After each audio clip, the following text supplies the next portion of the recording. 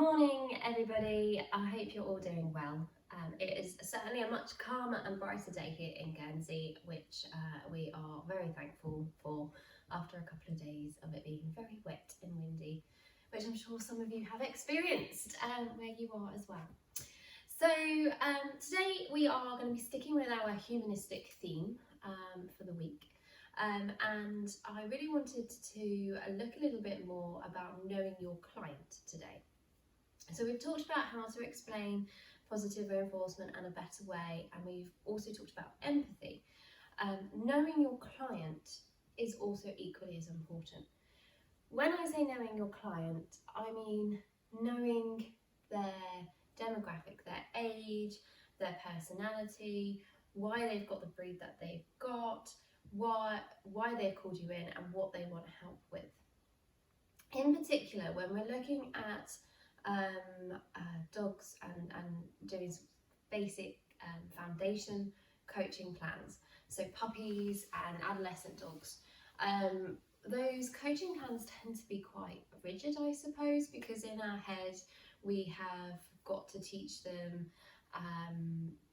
loose lead walking, recall, no jumping up, manners at doors, so that they don't jump straight through out the car, and we teach them to sit in the stays, and manners around food perhaps as well.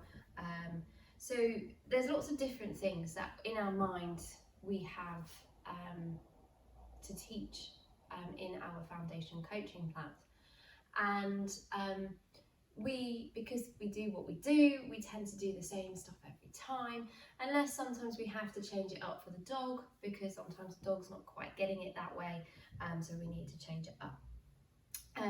The same goes as well for your client, and knowing what they are able to do and what they're physically able to do, but also knowing how much theory they want as well. And this is something that you will develop through, again, chatting with your clients and listening to them and understanding them.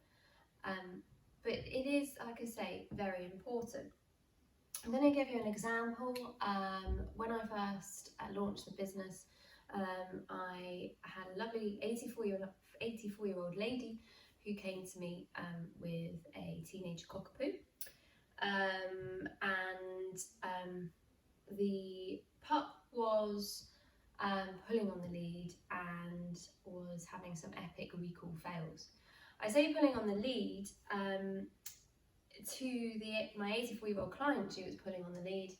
To me, it wasn't really that bad, because I am much physically stronger than my 84-year-old client is. My client is very physically able and very mobile, but she is 84. So that was something we had to bear in mind in our training. And the same goes when we did our recall. I'm a big fan of interactive play whilst teaching recall, particularly with breeds like cockapoos, who are busy and needing something to do when they're out. And so my challenge was to try and tailor a recall plan that would fit not only the dog but also the owner. And it was difficult, it was hard, but I had to bear in mind that doing fancy middles and things like that to encourage close proximity wasn't going to be something that my client would or even could, I suppose, do. Teaching a middle for her would be really difficult, because she had to bend down, and it would be really difficult. So we came up with a plan. We worked a lot on hand touch and a lot on collar touch and things like that to help her out with her recall. We also had to look at leads, because the leads that she was using were not really suitable for someone of her age. If you think about a flexi lead, dog gets to the end, don't know where the end is, the dog's then off, she's going to be pulled off her feet. So we had to tailor our coaching program for not only the dog but also for the owner. And it is not just elderly people, it goes for other people in society as well. I often come across people, I say often, quite a few people now come and whilst I'm trying to talk through the psychology and physiology of what is happening with their dog, they have done their own CBT mindfulness courses and are quite interested in it and understand it much better than those who haven't done those courses. And with those people, I find myself I can talk freely about the science, and we have a good chat, and it's fabulous. Now, not everybody is like that. Quite often, people just want to come to your class or come to your one-to-one session and just learn some practical things that they can take home. The why we're teaching it is very, very important. But when you are explaining the why, how much science do we need to give?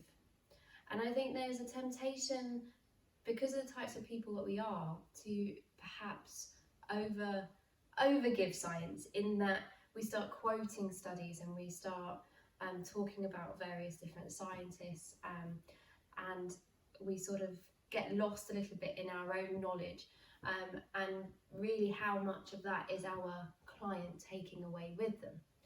So sometimes we have to give the why, but bear in mind how much that particular client wants to learn about the science. Like I said, you will get some that are really keen and do want to know all the ins and outs of the studies, but there are, most of your clients will want to get down to the nitty gritty, get down to the coaching plans. You tell them why in a few sentences. If they ask you questions, then you revert back. But actually quoting physical studies sometimes can lose your clients. So you do need to know your client and know how much they want to know when it comes to that. And it does come, I suppose, down to a little bit about demographics. And you do learn more about your clients through just sitting down and chatting with them. As you're talking them through analogies, you'll know the ones that are interested, because they'll sort of dip in and say, oh, well, that's a bit like such and such and such, which I learned in this course. And you'd be like, exactly. And so you do learn as you go through the course of your plans. You start to learn more and more about the client. And I suppose that's another reason why, as a professional, I offer packages of training and not just one-offs, because as we go through the package, we learn a lot.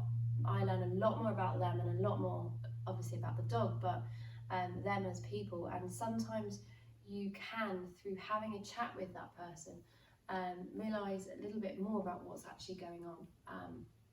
And so, yeah, it's really important.